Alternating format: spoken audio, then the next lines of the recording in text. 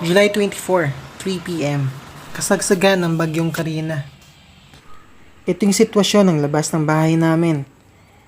Doon sa may kalsada, lagpas tuhod ng baha. Hindi ko in-expect na may mas worst pa pala rito.